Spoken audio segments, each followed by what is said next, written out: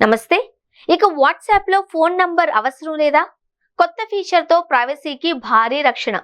ఒకసారి ఊహించుకోండి, మీరెవరికైనా వాట్సాప్ లో మెసేజ్ చేయాలి అనుకుంటున్నారు, కానీ మీ ఫోన్ నంబర్ వాళ్లకు కనిపించదు. అవును, మీరు విన్నది నిజమే.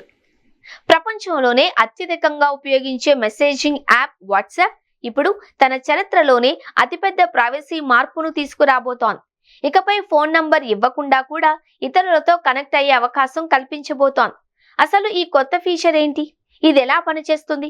మీ వాట్సాప్ అకౌంట్ కు ఎలాంటి మార్పులు రానున్నాయి? ఇప్పుడు చూద్దాం. ఇప్పటి వరకు వాట్సాప్ లో ఎవరితోనైనా మాట్లాడాలి అంటే వారి ఫోన్ నంబర్ తప్పనిసరిగా ఉండాలి. మీ నంబర్ సేవ్ చేస్తేనే మీరు వారితో చాట్ చేయగలిగేవారు. కానీ ఇప్పుడు వాట్సాప్ కొత్తగా యూజర్ నేమ్ ఫీచర్ తీసుకొచ్చింది. దీనివల్ల మీరు ఇన్స్టాగ్రామ్ లేదా టెలిగ్రామ్ మాదిరిగా ఒక ప్రత్యేక యూజర్ నేమ్ ను ఎంచుకొని దాని ద్వారా ఇతరులతో కనెక్ట్ కావచ్చు. అంటే మీ ఫోన్ నంబర్ ను అపరిచిత వ్యక్తులతో షేర్ చేయాల్సిన అవసరం ఉండదు. ఇక్కడే అసలు ఆసక్తికరమైన విషయం ఉంది. వాట్సాప్ చెబుతున్న దాని ప్రకారం ఈ యూజర్ నేములు సాధారణ సోషల్ మీడియా హ్యాండిల్స్ లా పనిచేయవు. వాటికి పబ్లిక్ డైరెక్టరీ ఉండదు. అంటే ఎవరైనా మీ పేరు టైప్ చేసి మిమ్మల్ని వెతకలేరు. మీ యూజర్ నేమును ఖచ్చితంగా తెలిసిన వారే మిమ్మల్ని సంప్రదించగలరు. ఇంకా ఒక షాకింగ్ విషయం ఏంటి అంటే వాట్సాప్ ఇప్పుడు యూజర్ నేమ్ కీ అనే అదనపు భద్రతా ఫీచర్ ను కూడా తీసుకొస్తోంది.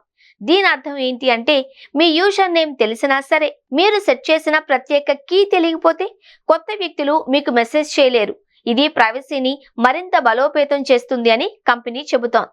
అయితే ఈ ఫీచర్ ఎప్పుడొస్తుంది? ప్రస్తుతం వాట్సాప్ ప్రపంచవ్యాప్తంగా యూజర్ నేమ్ రిజర్వేషన్ ప్రక్రియను ప్రారంభించింది. రాబోయే కొన్ని నెలల్లో ఈ ఫీచర్ దశల వారీగా అందరికీ అందుబాటులోకి రానుంది. యూజర్లు తమ వాట్సాప్ ను అప్డేట్ చేసి సెట్టింగ్స్ లోకి వెళ్లి తమకు నచ్చిన యూజర్ నేమ్ ను ముందుగానే రిజర్వ్ చేసుకోవచ్చు. మొత్తానికి ఫోన్ నంబర్ ఆధారిత వ్యవస్థ నుంచి యూజర్ నేమ్ ఆధారిత వ్యవస్థకు వాట్సాప్ పెద్ద అడుగు వేస్తోంది.